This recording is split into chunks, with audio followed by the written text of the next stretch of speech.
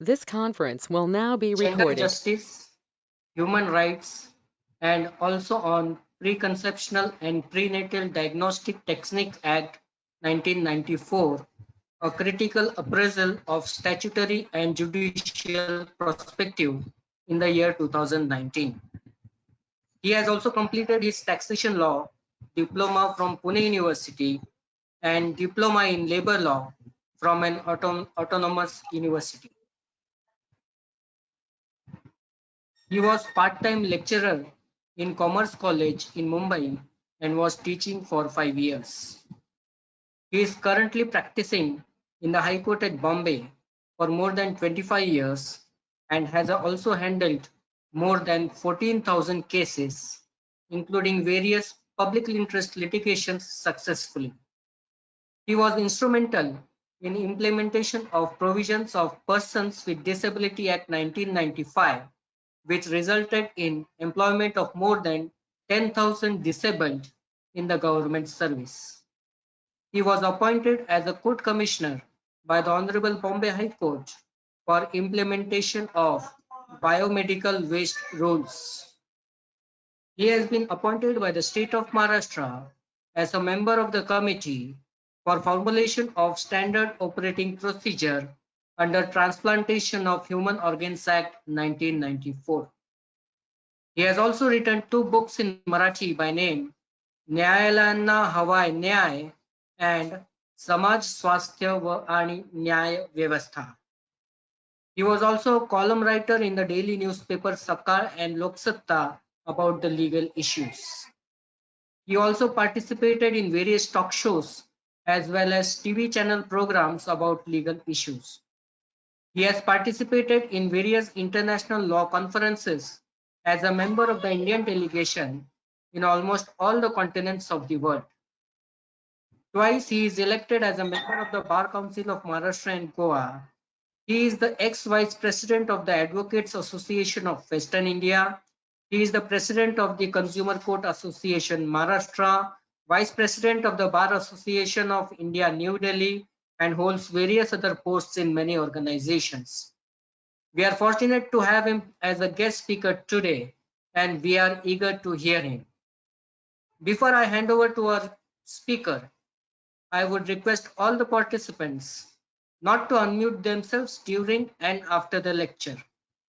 Participants are not allowed to directly speak or ask questions to the speaker, and if they do so, they will be muted. Participants also to go through the instructions given by the organizers prior to the beginning of the session and also when the session is in progress. Now, over to the speaker on the topic town planning and electrification. Please, sir. लगेच बाबा नमस्कार. बोलले होते लवकर इच्छा करा तुम्हाला.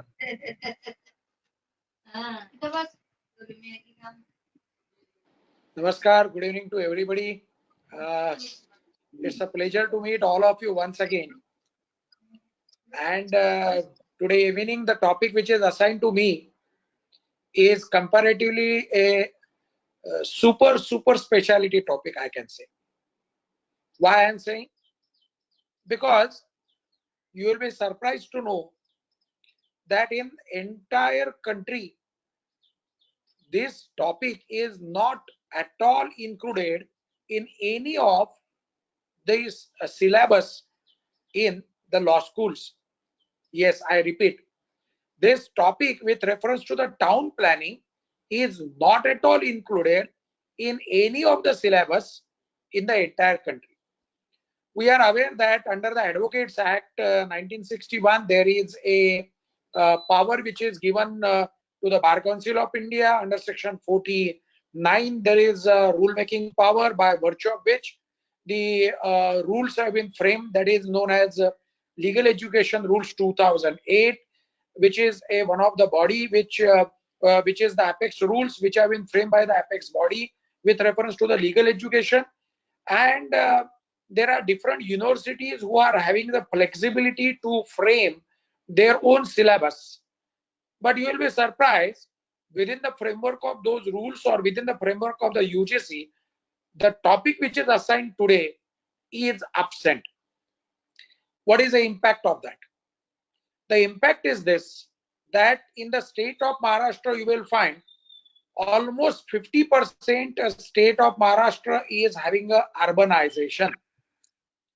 And the rural part of India, which was prevailing at one point of time, that is decreasing day by day.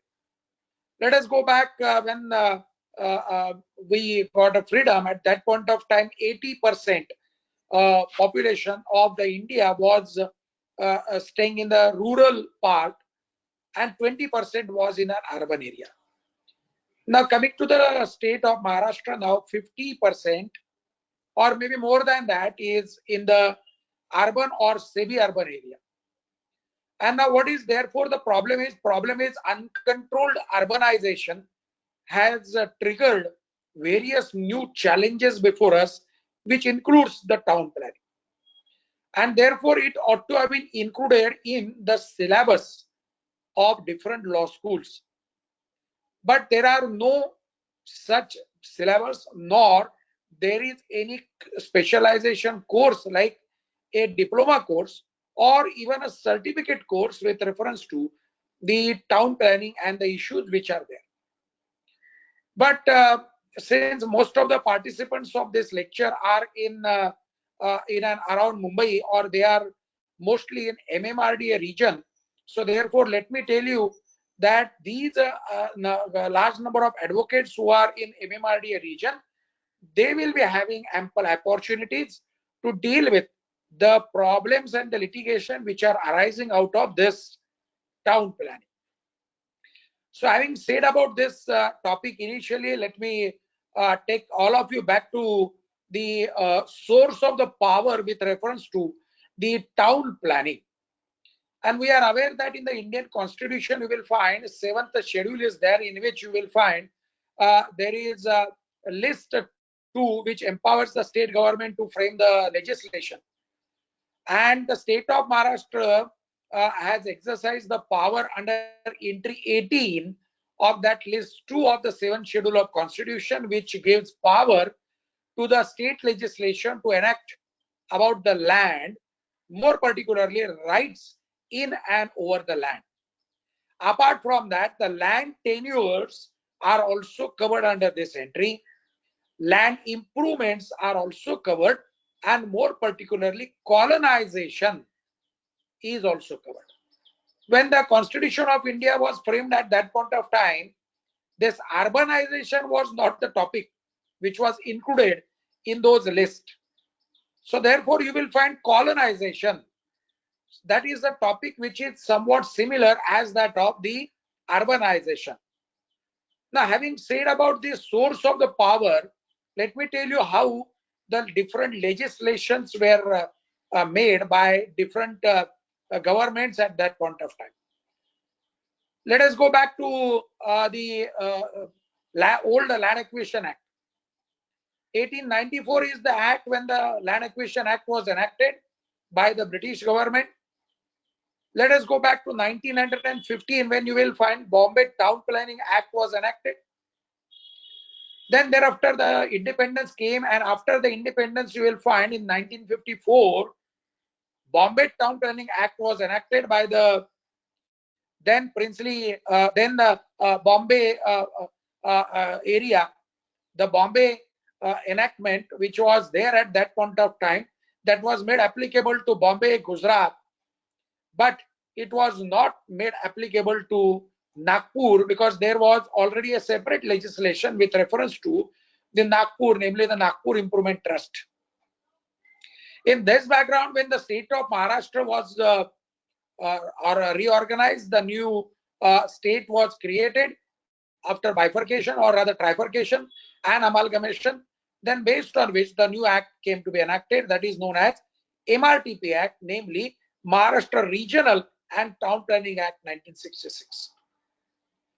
You will find I am going to make a reference about the different other aspects also, but I am going to skip some of those topics because the today's topic is with reference to the essentially town planning. And you will find what was the object of this 1966 enactment. The one of the object is with reference to the development of the land. Second object was about to have a planning with reference to the land. The third was with reference to user of the land. Then the fourth was with reference to the constitution of the regional planning boards. Then you will find the town planning schemes, development plan, and execution of the development plan as well as the town planning scheme. That was also one of the topic, one of the object. Then the establishment of the new development authority, that was also one of the topic. And then the last was the compulsory acquisition of the land was one of the topics. I'm aware that this becomes little boring because these are the topics which are not really taught to us, nor these are the litigation oriented topic.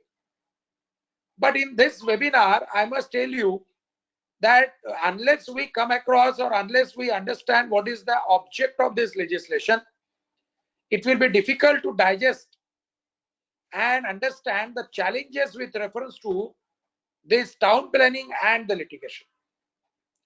Let me take all of you back to the framework of the Constitution, where you will find that there was Article 19(1)(f).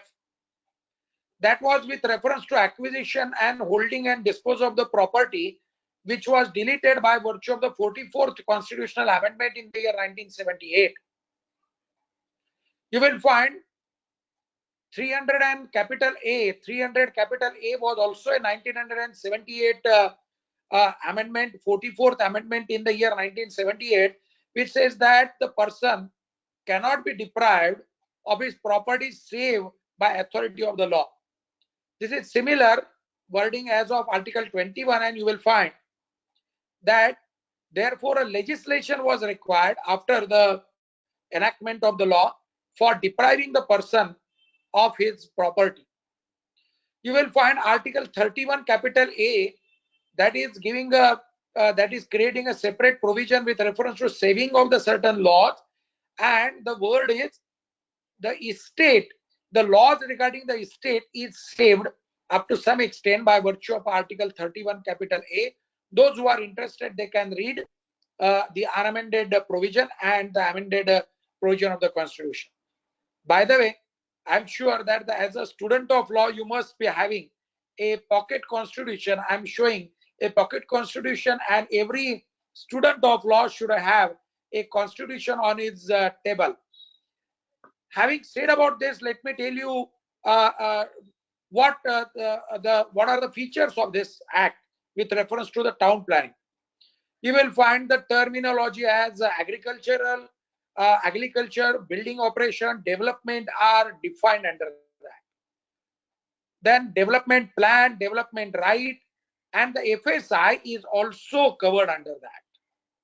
We are aware that the terminology of a FSI is used every day in this MMRDA region, but you will be surprised that if we are asked, where do you get the definition of this terminology, namely a FSI, we will not be able to answer it promptly. The answer would be in the provisions of the MRTP Act. You will find the heritage building and heritage precincts. These are the definitions in that legislation. You will find the local authority, occupier, owner are also defined, and the planning authority is also defined. I'm going to skip those different provisions because, to be very frank, for having a bird's eye view with reference to the development, planning, town planning, and the litigation, the detailed discussion about these definitions will not be required. But as a student of law, we should be aware that where the provisions are. Having said about this, we are aware that there are different regions which are provided. Now, those regions and the zones, those are having a foundation under the provisions of this act. Section 3 contemplates establishment of the region. Then Section 4 contemplates constitution of the regional board. Then that regional board is having a power and the duty to conduct a survey, submit a report about the land use, about the map, about the regional plan. All these things are there which are useful for understanding the provisions about the town planning. Having said about these kind of the regional boards, let us go to the regional plans. You will find these regional plans are based on the surveys and the reports which are there. What are the contents? Section 14 contemplates what are the contents of those regional plans, which will be very much useful for the litigation. It includes the reservation of the area, it includes the allocation of the land for different purposes, it includes the water supply, it includes the gas supply, it includes the electricity supply, it includes the preservation of the land and the and the wildlife, as well as the landscaping area for military and the defense activities. All these things are covered under the regional plan.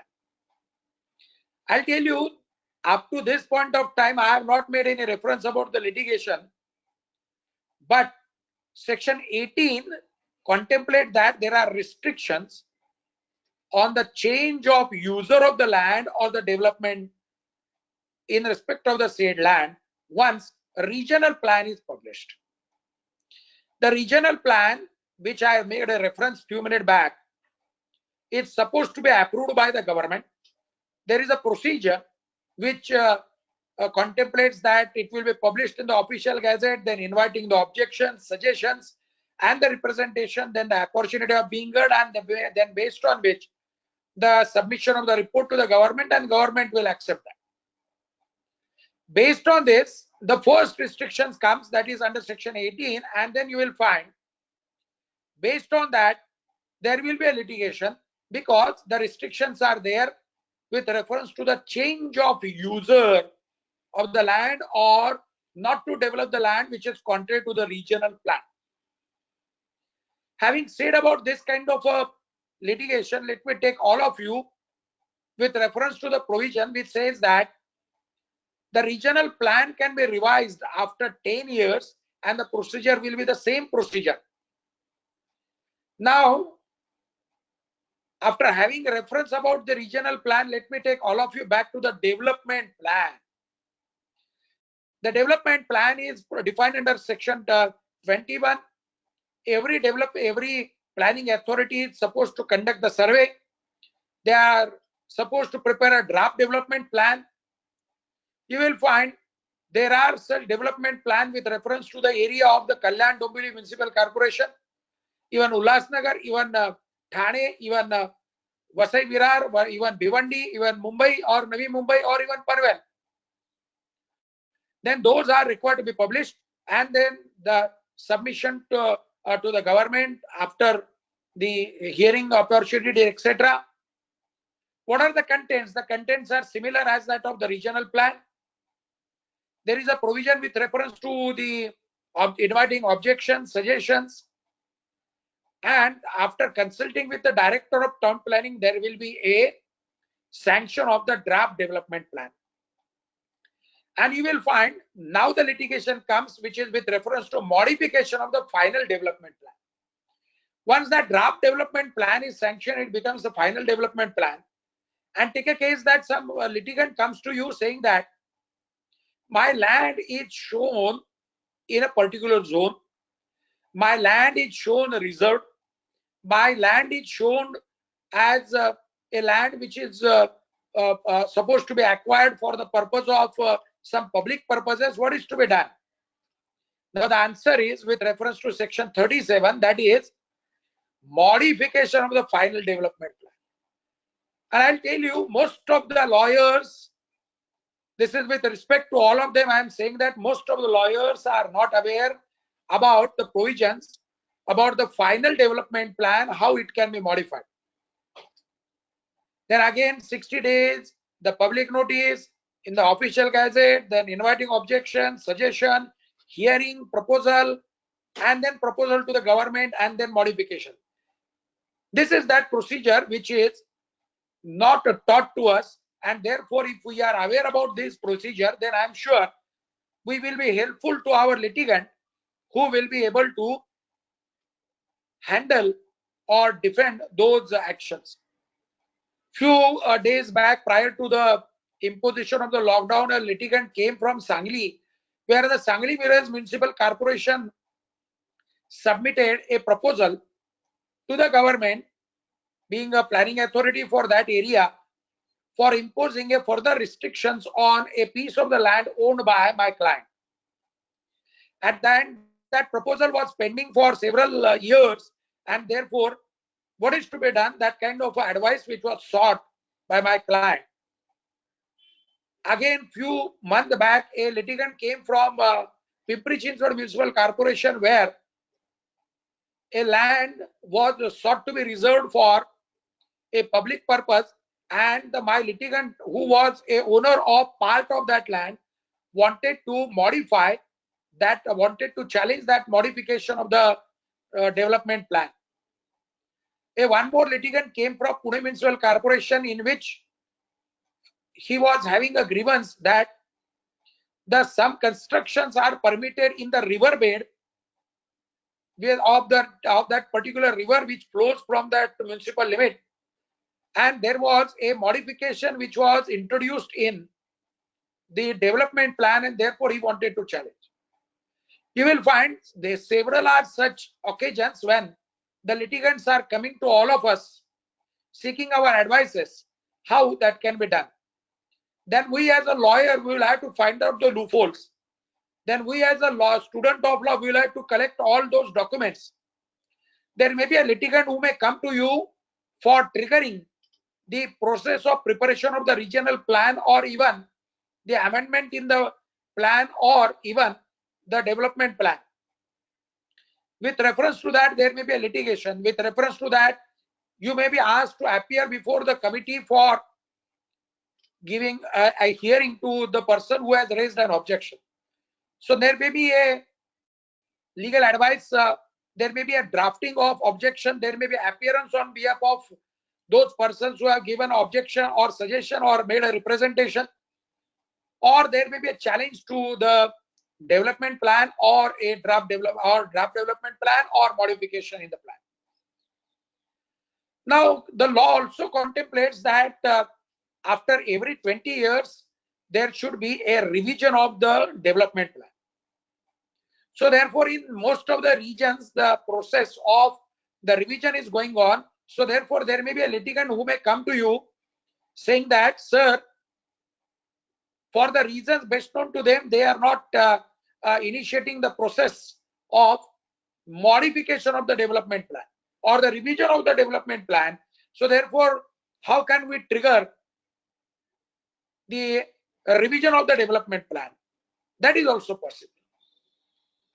Having said about this, let me tell you about the Special Planning Authority. We are aware that in Thane and the Raigad district, there is a Special Planning Authority, namely CIDCO, that is constituted under section 1440 of this MRTP Act.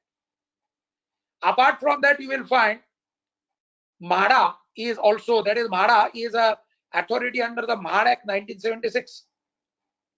That is also a special planning authority. Like under the MMRD Act, you will find MMRDA is also a special planning authority with reference to the larger area. You will find MIDC can also be designated as a special planning authority under section 40. Therefore, few minutes back, I made a reference to the different provisions like MHADA Act, like CIDCO Act, like MMRD Act, like MIDC Act. But I am not going to make a reference in detail with reference to that, because that is altogether a different provision which will require a detailed discussion. And therefore, I am coming back to the topic about the town planning and the litigation. As I mentioned that there is a restriction that you cannot change the user of the land, or you cannot carry out development contrary to the regional plan. On the same line, section 43 contemplates the restrictions on the development of the land. Once the development plan is published in the official gazette, then no person is permitted to carry out any development in respect of the land without permission in writing. What is the effect of that? the effect is whosoever commits any contravention, he will be inviting further litigation, further prosecution, and the action. Now, section 44 is the provision which is relevant, and you will be surprised that most of the time we do not make a reference to that provision, but we are aware about that. Section 44 contemplates that whosoever who wish to develop the land after the development plan is published, he will have to apply to the development authority for getting permission under section 44. Now you will find on the basis of this provision the different legislations like Maharashtra Municipal Corporation Act or the BMC Act, they have used different terminologies like sanction of the development plan or IOD or similar terminologies which are there. Now, section 45 contemplates that there may be grant or refusal of the permission. There may be a conditional grant or unconditional grant of permission. And now the litigation comes, since we are talking about the development or the town planning and the litigation. So therefore, the person who has made an application for getting a building permission under section 44, if does not receive any communication within period of 60 days from the date of submission of that application for getting building permission, there is a provision of deem permission. And you will be surprised, on this topic of a deem permission, there will be a litigation. About this, you will find there are several judgments which are there. You will find this defense can be taken by the litigant, or several advocates like us have given the advice to take such kind of a deem permission defense whenever there is a challenge with reference to the construction. Let me take all of you back around 7-8 years back, when I was handling public interest litigation in respect of the unauthorized construction in Thane district.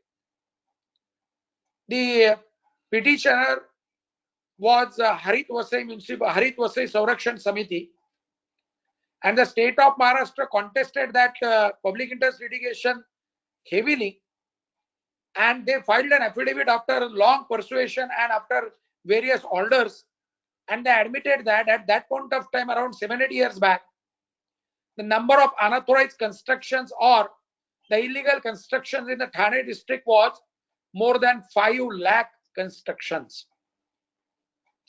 Let me inform you that around 7-8 years back, the then Municipal Commissioner of Pimpri-Chinchwad Municipal Corporation filed an affidavit before the Honorable High Court admitting that there are around 66,000 structures which are either unauthorized or illegal within the municipal limit of the Pimpri-Chinchwad Municipal Corporation. You will find such large number are there which are either unauthorized or illegal construction. And therefore, there is bound to be a litigation with reference to the town planning. Yes, I am going to make a reference about the different provisions of the law which are required to defend such action or to initiate such action. I'll tell you, there are litigants who are coming that, sir, I have come across an illegal structure which is going on, illegal construction, and the authorities are not taking any action. So therefore, please advise me and let us take some appropriate action. There is a litigation about not taking action. If somebody is taking action, then based on which you will have to defend the structure which has been constructed by your client. So therefore, both sides are having ample opportunities. Having said about this deemed permission, which is one of the defense which is usually taken, let me tell you, section 47 contemplates a appeal if you are aggrieved by an order under section 44, under section 45. A period of limitation is 45 days. The appeal will lie to the government. These are the things which we should keep this in mind. There is a provision of lapsing of a building permission. This permission which is given to develop the land will lapse within period of 1 year. That is the provision. No doubt it says that the lapsing will be under section 48, but it can be renewed after 1 year also. Now, having said about this, there is a provision about deletion of the land from the reservation. You will find that a litigant will come to you for seeking an advice with reference to the deletion of the land from that reservation.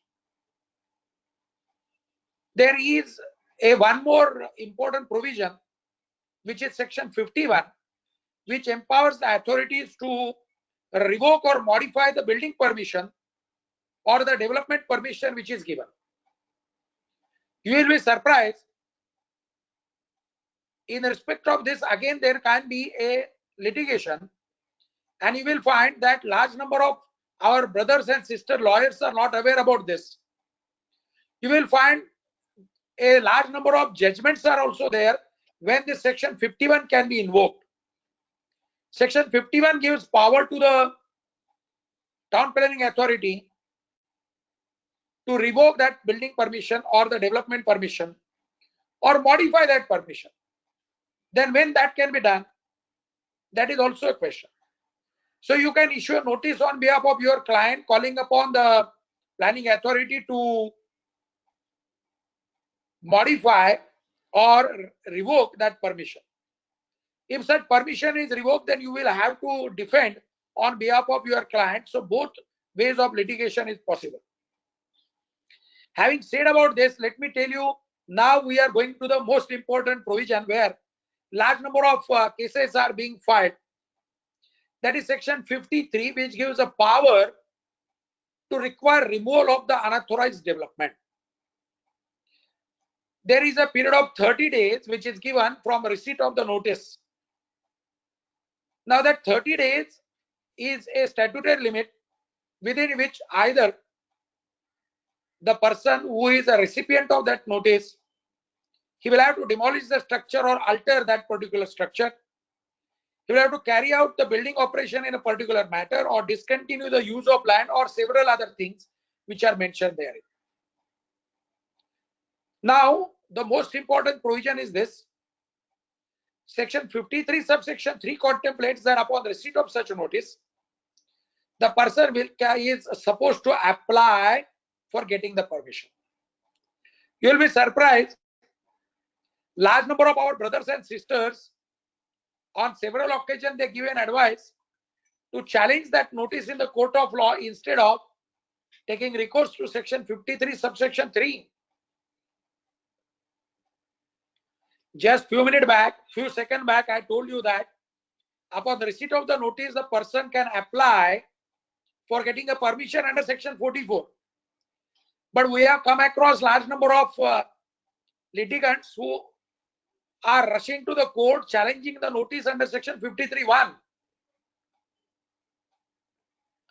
Therefore, the remedy for those litigants would be they can apply under subsection 3 of section 53.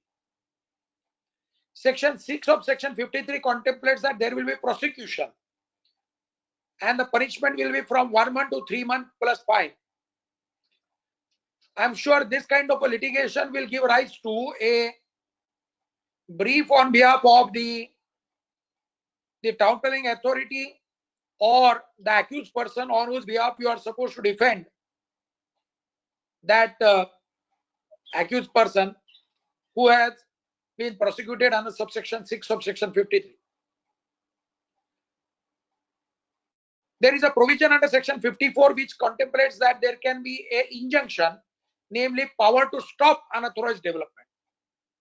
Again, section 54 direction will give rise to a further litigation. There is section 55 which gives power to remove that unauthorized construction. There is a provision for removal of the construction in the summary manner by taking help of the district magistrate, namely the collector or the commissioner of police. So again, there can be a litigation either to take recourse to the summary eviction or otherwise to defend that action. Having said about this, let me make reference to the town planning scheme, and you will find in respect of all those town planning, there will be a scheme. The draft scheme will be prepared. The state government is supposed to sanction. And again, the third restriction comes. We have seen the first restriction, not to carry out development plan which is contrary to the regional plan. Then we have seen not to carry out the construction which is contrary to the development plan. And now the third is the bigger one, which is the town planning scheme.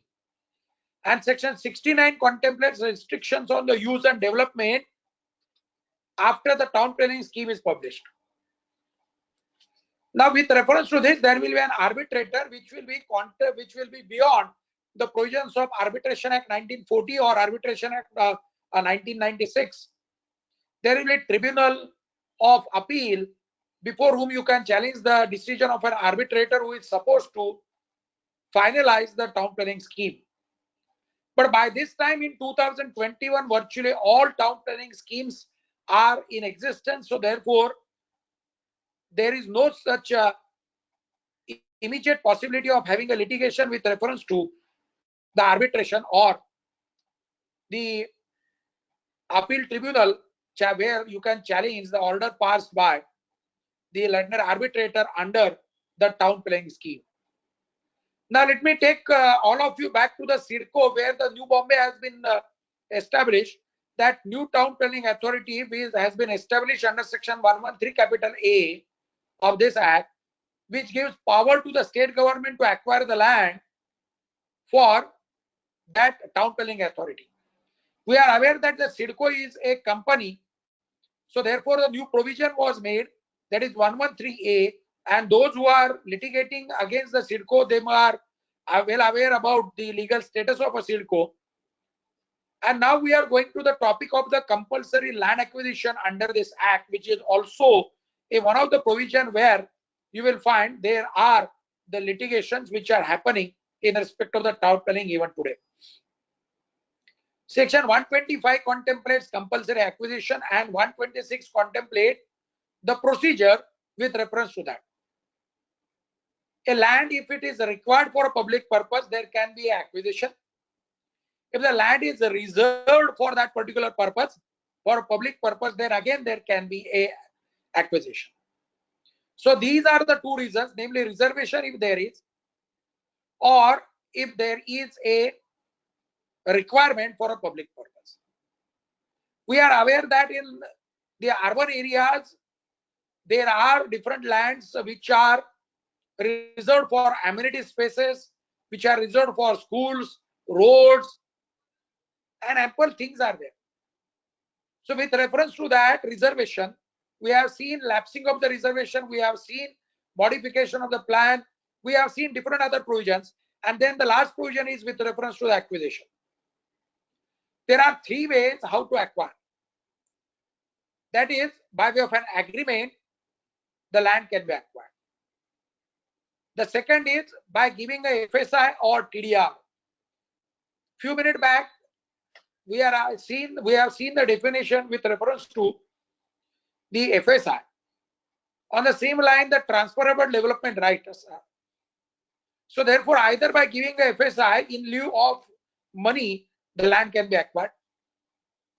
By giving a TDR, transferable development right, the land can be acquired. I'll give an illustration. Now, our Honorable High Court is situated in the Fort area in the South Bombay, where the rates are comparatively on the higher side. So some landowner from the suburban area, if offers his land for acquisition under this act, then instead of getting a money, he will be given transferable development right by the corporation, which he can load by paying the premium on the construction which he will be making in the South Bombay opposite the Honorable High Court. So therefore, that high-rise building which will be constructed in the South Bombay, that will be possible under provisions of this act. The third option will be apply to the government for acquisition of the land.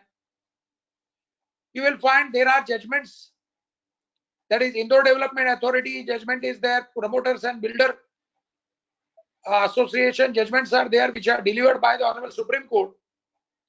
These judgments are very much useful with reference to the land acquisition, the procedure, and how it is to be done.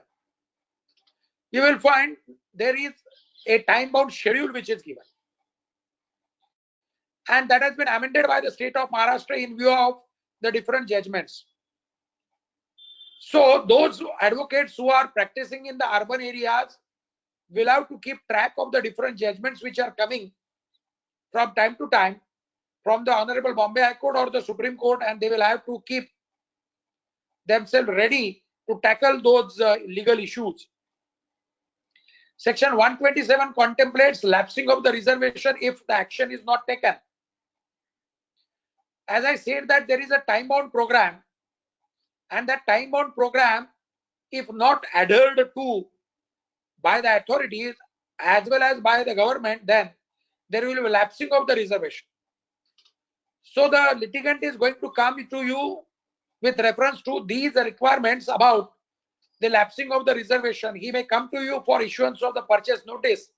He may come to you for keeping a track with reference to the purchase notice. He will come to you with reference to the draft about the agreements. He will come to you with reference to taking action about the lapsing of the reservation. You will be surprised, every year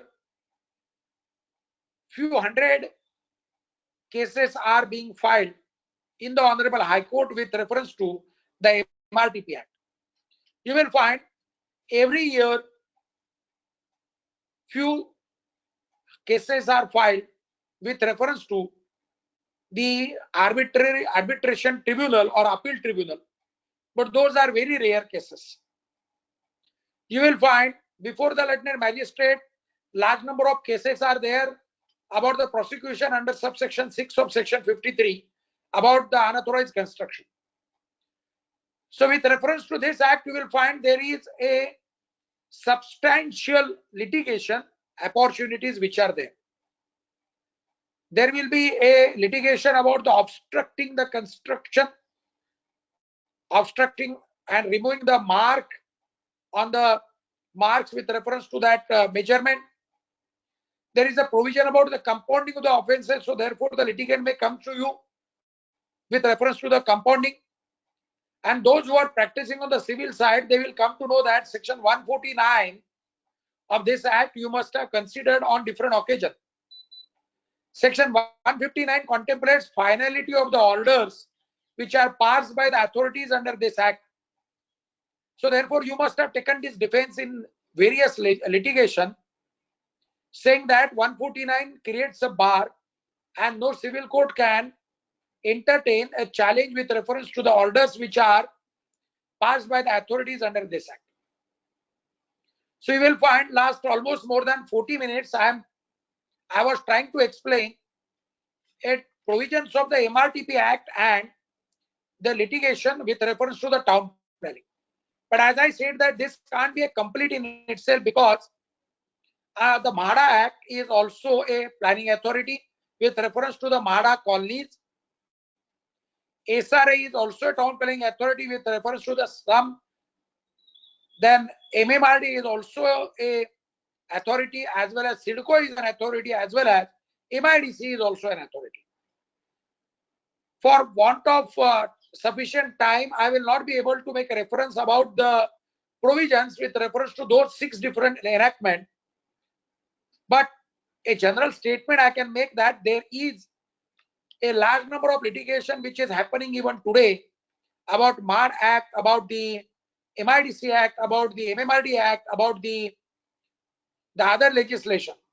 Like Pune also, now you will find PMRDA is also there. About SRA, there is a separate authority. So with reference to all these different authorities which are having a power with reference to town planning, again I can say that there are opportunities of a litigation. And now, as a lawyer who has practiced more than 27 years and has handled more than 14,900 cases in last several years, last more than 27 years, I must tell you, in the near future, there will be a substantial increase with reference to the town planning and the litigation. With reference to unauthorized construction, there will be a litigation. About illegal construction, there will be litigation. About regularization application, there will be litigation. And we are aware that if in Thane district around 10 years back, the number of unauthorized and illegal construction was more than 5 lakhs, by this time it must have become around 10 lakh. If 10 lakh structures in Thane district are either unauthorized or they are illegal, then just imagine what is the scope for that litigation. We have been told that there is a docket explosion on the one hand, but there is a exclusion of different lists, namely the disputes. This is the town planning dispute which we are not at all considering in the ordinary sense. As a result of that, the list or the disputes under the Town Planning Act are large in number. You will find that now the future is with reference to this town planning. The scarcity of the land will trigger the further disputes with reference to the town planning. The requirement of the land for a controlled and a planned development of the cities, colonies, the land will be required, so therefore there will be a reservation. The amenity spaces will be required, so therefore provisions of this act will be invoked by the government very frequently. And the time is going to come when there will be a large number of litigation with reference to this act. Having said about this, I must express that the organizers have wisely chosen this particular topic because this is the future with reference to urban litigation. The litigation may be on the civil side, litigation may be on the criminal side, litigation may be otherwise.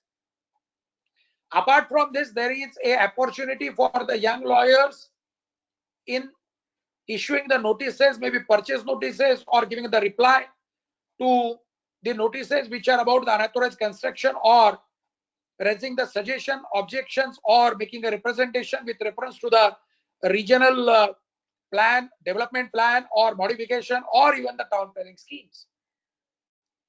So therefore, there is a large number of unexplored possibility of the litigation and the opportunities for our young lawyers. Now, this is that area which is comparatively a virgin area where again there is a tremendous scope for the creativity. The creativity in terms of law, creativity in terms of out of box thinking. All of you who are, you are student of law, you can apply different formulas, different permutation, different combinations, and then try to develop, try to give a shape to this litigation which is concerning about the town planning. I'm sure all of you will take interest in the Regional Town Planning Act. All of you will try to defend or appear on behalf of those persons. And I'm sure the future of all my young friends who are on that side is much more brighter. With this, let me conclude my session with all of you. Stay home, stay safe, and thank you to the advice. Thank you to the organizers. Thank you.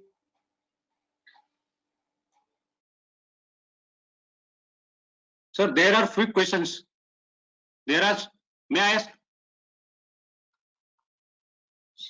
Yes, sir. Section 45, Section 47, sorry.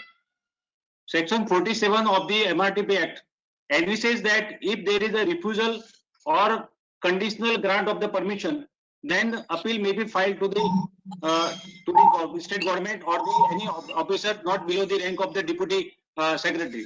But if the person who is third party is aggrieved, then what is the remedy to the third party? Now, the peculiar provision it says that the applicant is having a right. The applicant means the person who has applied under Section 44. So therefore, that person is having a right to apply. Then if in such circumstances, a third party is asking you, what is the remedy? Remedy is go to the High Court, invoke the extraordinary power, or make an application to the planning authority, or apply to the secretary. But you can't prefer an appeal. That is a one way to look at it. The second is you can try to make a submission saying that there is a need for expanding the scope of locus, because take a case that there may be unauthorized development, and you as a student of law, you can't be a silent spectator, and therefore you will have to develop that submission. It is possible that you may file a representative suit also before the civil judge senior division. Next one, please. Thank you, sir. One more question. There is a provision that from the date of making application for building proposal, if the no acquisition or no communication that whether the permission is refused or granted, then there is a deeming provision. But in case if the flat purchaser purchases the flat and approaches the bank, then the bank does not grant loan on the basis of the deeming provisions. So what is the remedy? To be very frank, the money lenders like a bank, they have their own different norms. They may find it unsafe to give the loan or advance the financial assistance if they find that you are relying on a deemed permission. Therefore, in view of that, it is always better to go for a property which is having a proper permission. Tomorrow, there will be a possibility that then you will have to face a notice from the town planning authority, or perhaps you will have to go and seek a declaration before the court of law saying that the structure is legal in view of the deemed permission which we are referring. Thank you. But that will take more time, no? Agreed. Getting the Agreed. So therefore, you are right. So what is therefore, the use of the deeming provision for the builder? Deeming provision is there. Deeming provision and the banking business, these are the two different things. Deeming provision is for the person who has not received any reply within period of 60 days. The bankers are nothing to do with this act. The banking, some cooperative bank may find it suitable to advance the money if there is a deeming permission. But the nationalized bank will say that, sorry, we will not finance money if there is a deemed permission. So therefore, this is a altogether different aspect. And so far as the provision of the law is concerned, that is nothing to do with the actual money lending activity of the bank or the private financial institution. They are nothing to do with this act. This act is covering the bona fide applicant and the high-handed action of the authorities who, for the reasons best known to them, sitting tight over the application, those persons will be benefited only. Thank you. Next one, please. It will only protect the construction by saying that there is a deeming provision. I'm sorry, it protects the construction. The question which you have started asking is not getting a finance from the bank. That financing from the bank is nothing to do with the protection of the structure. Under the deemed provision, deemed permission provision, the structure can be protected, and we have done it in several cases in several years. Please enlighten under what circumstances the unauthorized structure can be compounded. There is no provision for compounding of the unauthorized structure. You can apply for regularization. That regularization will be under subsection 3 of section 53, read with section 44. So therefore, you can apply for regularization. The grant or refusal of regularization will also be an appealable order under section 47. So therefore, as I said, that there can't be a compounding of a unauthorized structure, but there can be a regularization of the structure. There is a definition given in the MRTP Act, that is compounding of a structure. Compounding of a structure is something different. Compounding of offenses is different. compounding of structure, if you are referring, give me 1 minute. I'll just. Definition is there, compounding structure.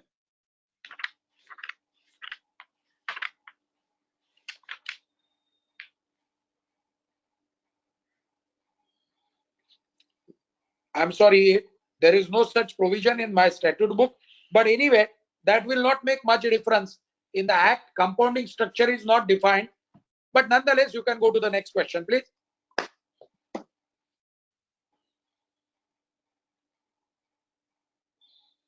Before I request Advocate Isha Jain to propose vote of thanks, I would like to make an appeal that one of our colleague, Advocate Yogita Ashish Jadhav, is suffering from post-COVID complications. Her lungs are nearly 88% damaged.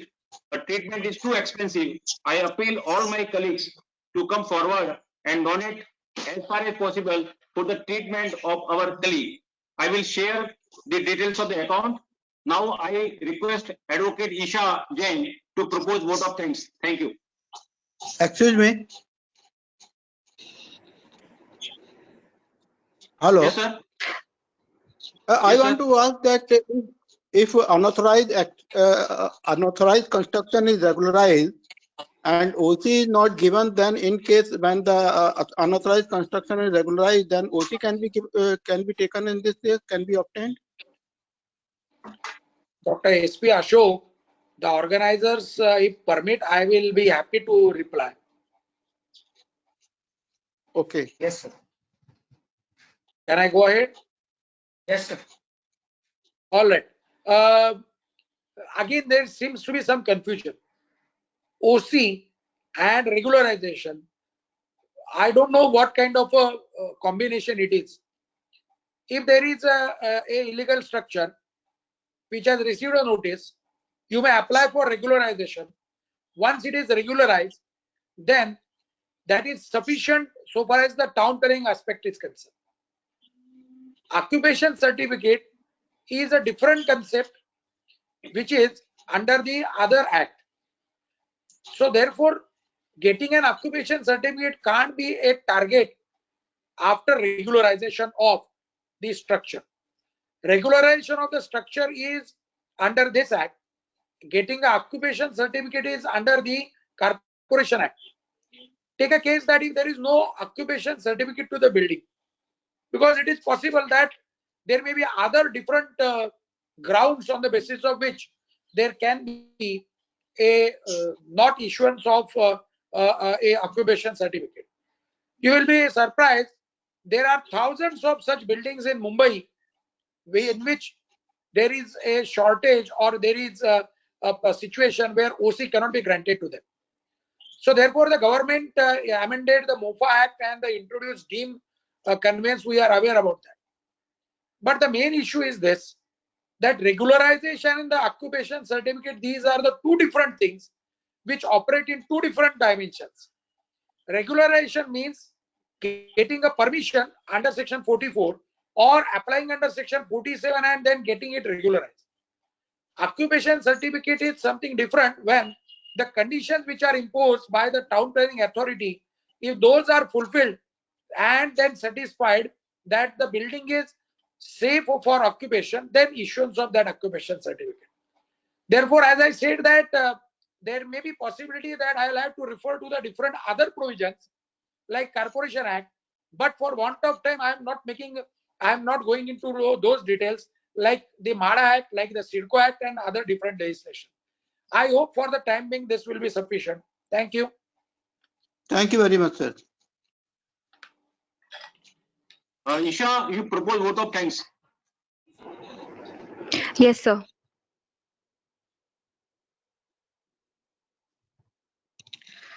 Today we had as a guest speaker Advocate Udayji Varunjikar on the topic town planning and litigation.